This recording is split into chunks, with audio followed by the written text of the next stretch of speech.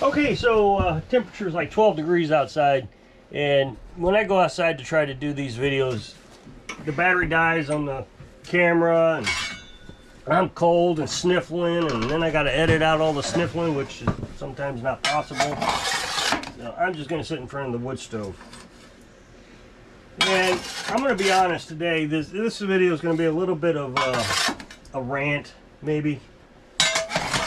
I'm a bit frustrated. I know, ignore the trolls. This isn't trolls. These are just normal people who think that they're smarter than me, when I don't even understand the level of intelligence that they're talking about. So maybe they are smarter than me because I don't get it. I have no idea what you're talking about. So I live off-grid in a tiny house. And I know that is the most horrific thing in the world. How could you possibly want to live off-grid in a tiny house?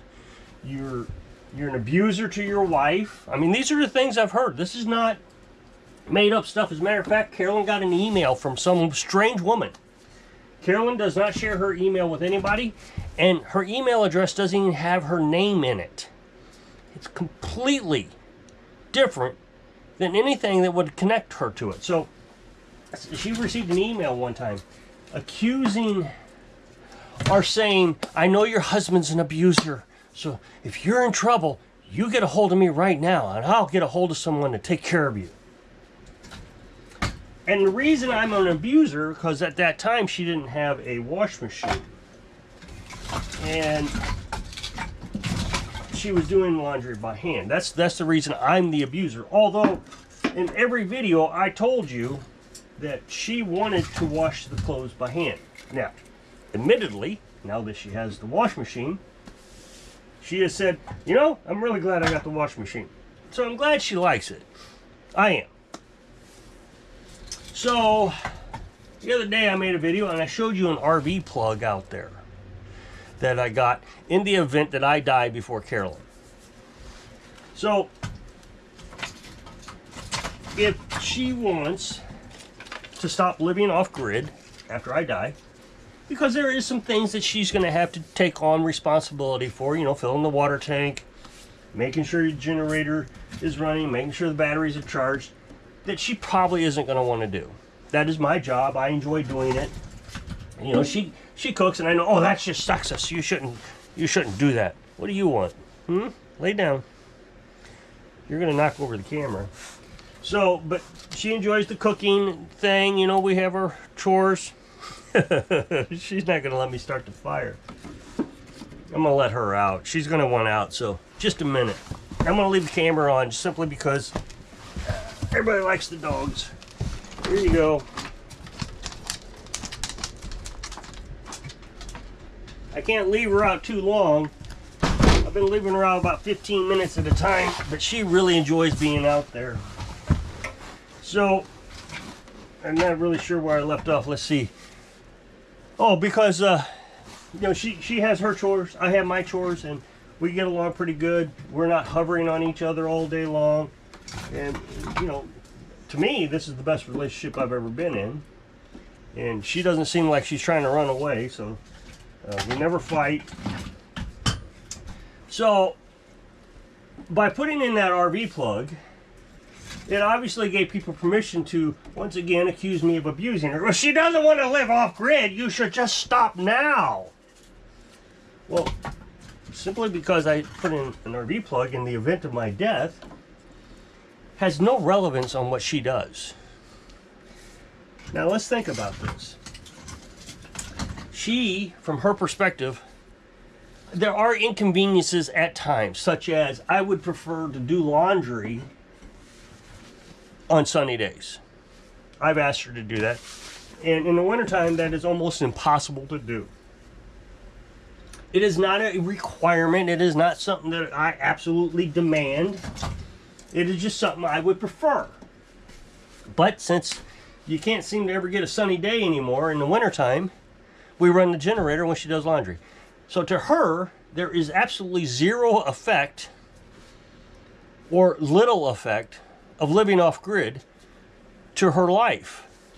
I just make sure she has what she needs. That's all. If she wants to do laundry, you know, I'll ask, is it something we need to do right there today, or can we wait until tomorrow or Thursday, you know, whatever. And she'll tell me. We don't have to hide it. She doesn't have to hide it. And if she says, no, we need to get it done today. Okay. And so I go start the generator.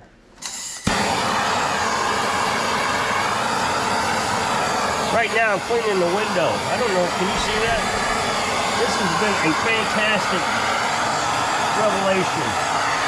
I'm just so impressed that this cleans the window so well.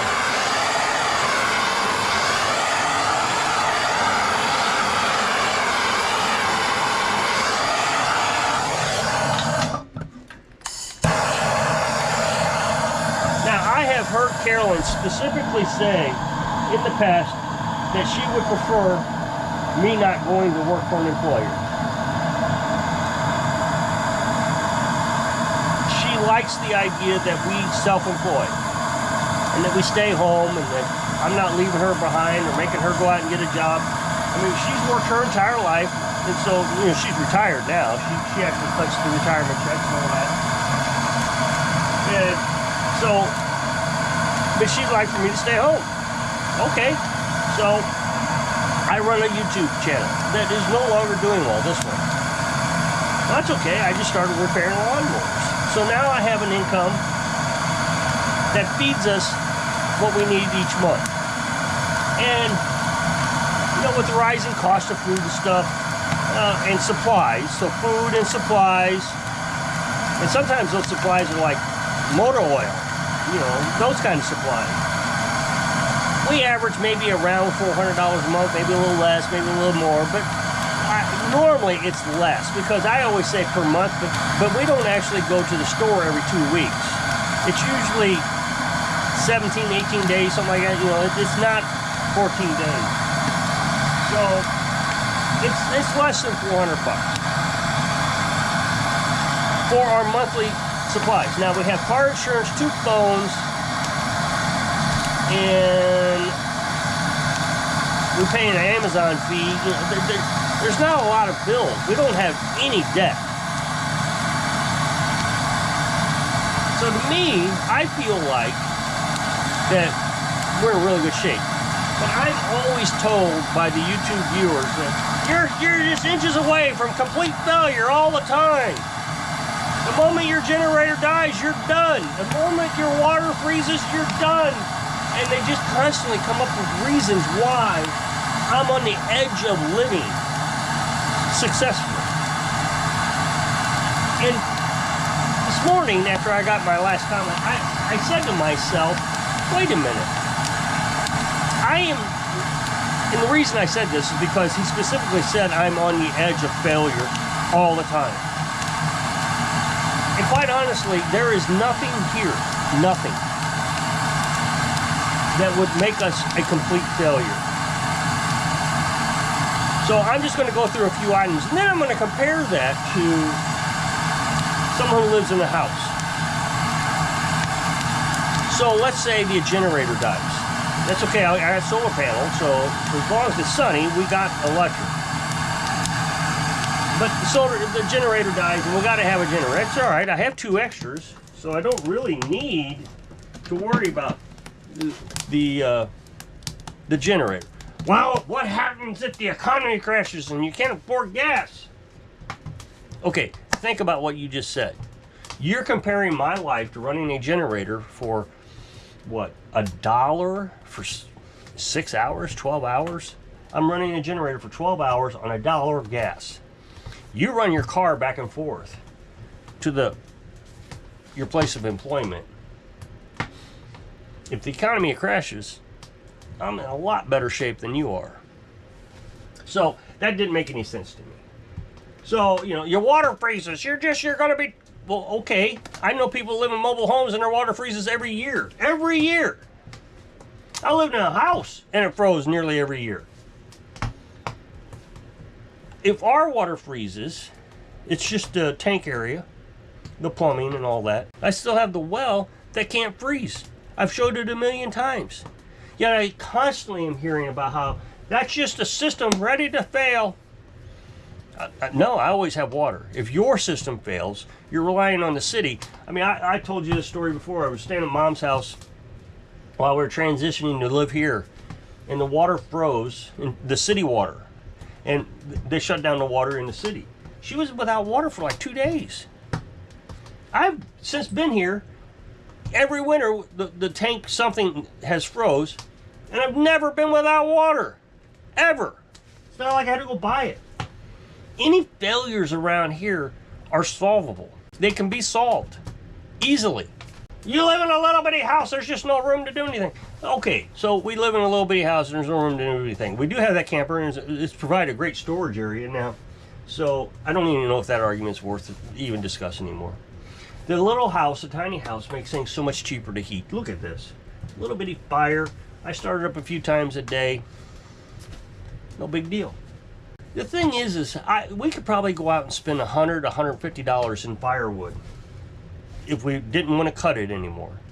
Even after I die and she's got to live here by herself, she can go out and buy firewood for $150 that would last the entire winter, probably longer. And I said that we're debt free. Well, anytime I say that, you don't own your property. No, the government owns it. You have to pay taxes. If I cannot come up with $43 a year, then, you know, yeah, I guess but I mean, when we're talking about taxes and you're paying 10, 18% in taxes, and I'm paying like 0.001% in taxes, it's not even a conversation. It's not even worth mentioning. The only reason I have to mention it is because somebody's going to say it just to say, see, you're wrong. You shouldn't live off grid. But the thing is you're comparing my life to yours. Your life could end in a catastrophe at any minute, and you're trying to compare that to mine? There is no catastrophe, man-made, you know, something that I could do wrong, that would cause us to fail. I can't think of anything. I mean, yes, a tornado could come, but a tornado could come to your house. So, I mean, these arguments are completely ridiculous. They make no sense to me.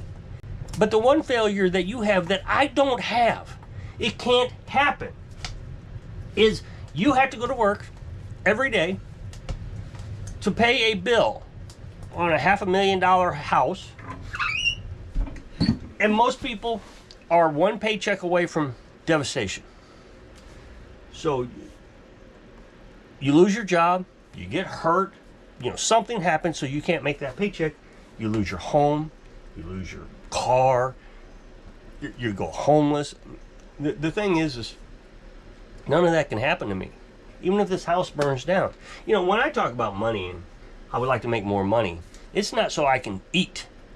I make plenty of money to eat. I don't have any problems eating. It's like, for me, I want to be able to save some extra money each month. So whatever's left over at the end of the month, I like to be able to put it into a savings account. Because if I ever do get in a situation where I don't want to work at all, I don't want to do YouTube, I don't want to repair lawnmowers, I would like to be able to just live off the money that I've made throughout my life. Oh, you got Social Security. I understand that. But everybody is always saying Social Security is going to end. I still got 10 years to go. So, no, Social Security may not be there. So why do I want to rely on it? Not only that, even if I don't have enough money saved up that I can just stop working, my life is not that complicated. I need $400 a month to eat, and I need car insurance, some gas. So $1,000. I can make that money. I'm making it now. Even as an old man, I can make that money. I can work on lawnmowers, oil changes, that kind of stuff. I might slow down over the years, but I still could do that. I can still make YouTube videos. So to try to compare my life to yours and then make the assumption that your life is better because you live in the social class, you are doing what everybody else does. So there's that sense of safety when actually you have no safety. If you lose your job, you'll lose your home, you lose your car, you end up on government assistance, possibly living on the streets. It just snowballs for you. I've been there.